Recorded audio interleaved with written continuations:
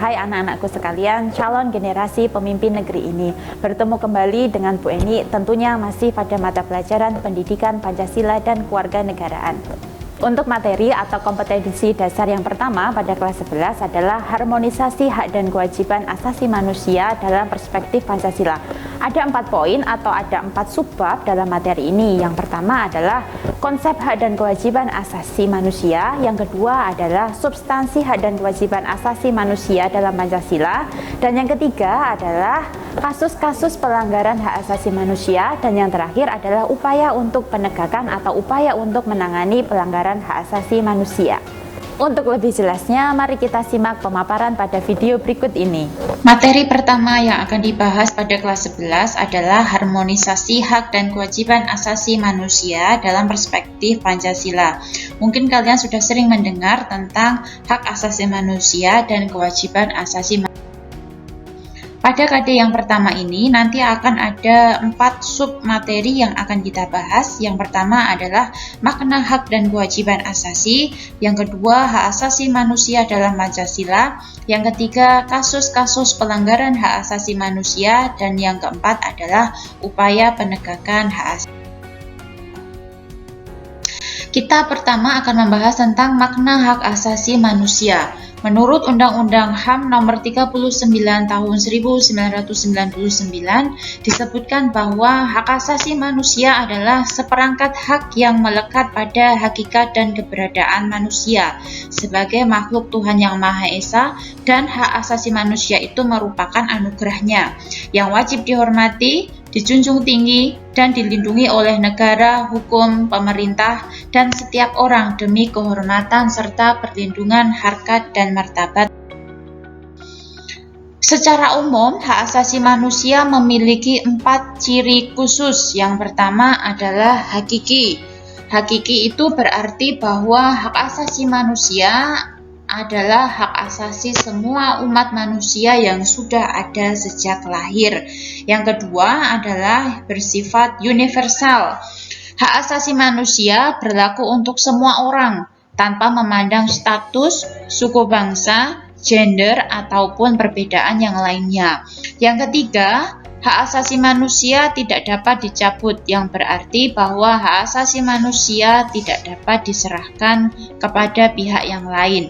Dan yang terakhir, bahwa hak asasi manusia itu tidak dapat dibagi, yang berarti bahwa hak asasi manusia berhak untuk mendapatkan semua hak, baik hak sipil, hak politik, hak ekonomi, maupun hak. Kalau tadi kita sudah membahas tentang hak asasi manusia, berikutnya kita akan membahas tentang kewajiban asasi manusia. Kewajiban secara sederhana dapat diartikan sebagai segala sesuatu yang harus dilaksanakan dengan penuh tanggung jawab. Dengan demikian, kewajiban asasi dapat diartikan sebagai kewajiban dasar yang dimiliki oleh setiap. Berikut merupakan substansi hak dan kewajiban yang ada dalam Pancasila. Pada sila pertama disebutkan bahwa adanya hak tentang kemerdekaan untuk memeluk agama sesuai dengan keyakinannya masing-masing. Pada sila kedua menyebutkan bahwa setiap orang memiliki kedudukan yang sama dalam hukum serta memiliki kewajiban dan hak yang sama untuk mendapatkan jaminan dan perlindungan hukum. Yang ketiga, mengamanatkan unsur pemersatu di antara warga negara, seperti saling membantu, rela berkorban, dan menempatkan kepentingan bangsa dan negara di atas kepentingan pribadi atau golongan. Keempat, menghargai hak setiap warga negara untuk bermusyawarah mufakat tanpa adanya tekanan atau paksaan atau intervensi yang membelenggu hak partisipasi masyarakat. Dan yang terakhir, pada sila kelima, mengakui hak milik perorangan dan dilindungi pemanfaatannya oleh negara, serta memberikan kesempatan yang sebesar-besarnya kepada masyarakat. Jadi, antara hak asasi dengan kewajiban asasi harus dilakukan secara seimbang, karena hak dan kewajiban asasi manusia merupakan dua hal yang saling berkaitan. Keduanya memiliki hubungan kausalitas atau hubungan sebab akibat. Seseorang mendapatkan haknya dikarenakan dipenuhinya kewajiban yang dimiliki, Misalnya, seseorang bekerja mendapatkan upah setelah dia melaksanakan pekerjaan yang menjadi kewajibannya. Selain itu, hak yang didapatkan seseorang sebagai akibat dari kewajiban yang dipenuhi oleh orang lain. Misalnya, seorang pelajar mendapatkan ilmu pengetahuan pada mata pelajaran tertentu sebagai salah satu akibat dari dipenuhinya kewajiban oleh guru, yaitu melaksanakan kegiatan pembelajaran di kelas. Nah, dalam pelaksanaan hak dan kewajiban asasi tidak menutup kemungkinan terjadinya pelanggaran-pelanggaran hak asasi manusia.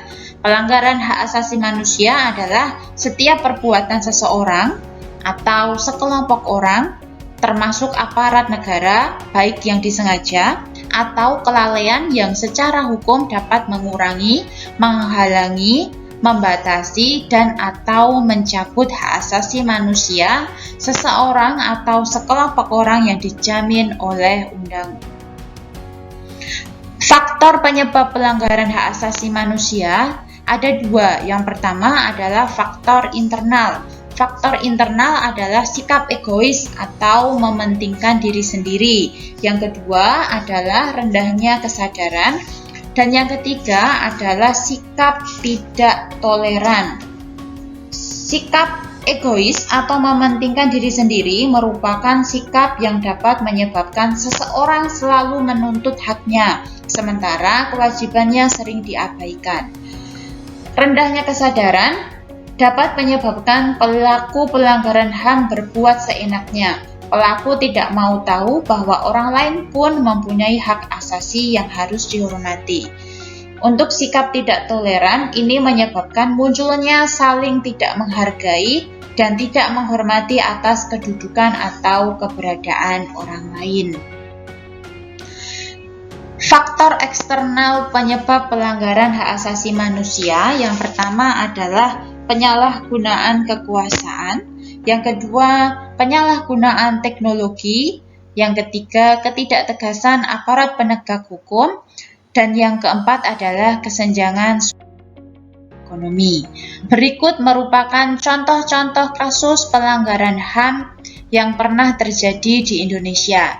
Yang pertama adalah kerusuhan Tanjung Priok tanggal 12 September 1984. Yang kedua, penembakan mahasiswa Universitas Trisakti pada tanggal 12 Mei 1998. Dan yang ketiga adalah tragedi Semanggi I pada tanggal 13 November 1990.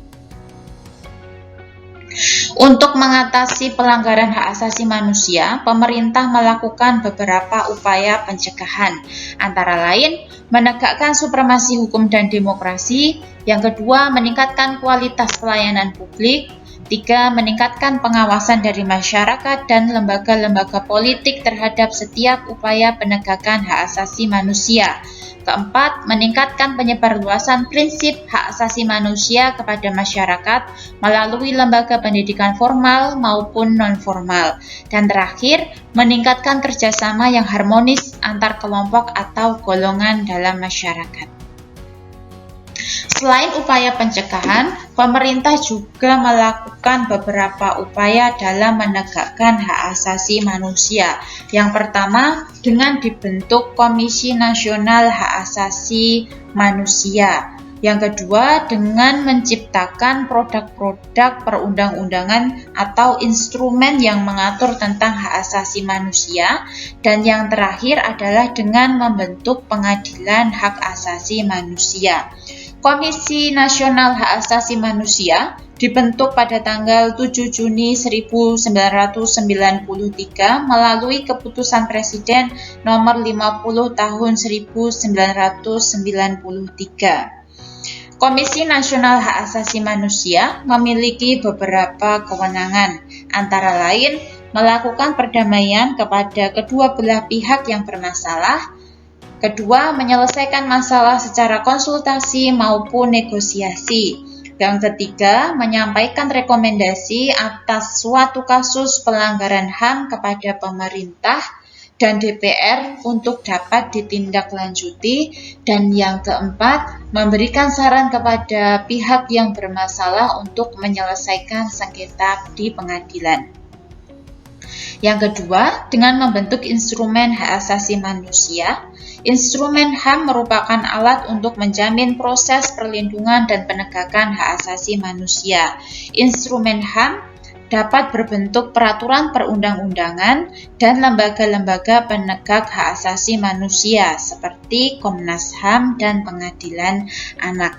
Contoh dari instrumen HAM adalah dibentuknya Undang-Undang Hak Asasi Manusia Nomor 39 Tahun 1999 tentang hak asasi manusia.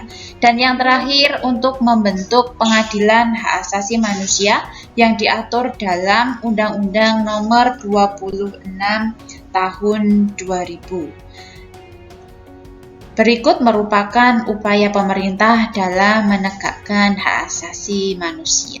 Demikian tadi pemaparan mengenai materi yang sudah kita bahas. Semoga bermanfaat. Sampai bertemu pada video berikutnya. Wassalamualaikum warahmatullahi wabarakatuh.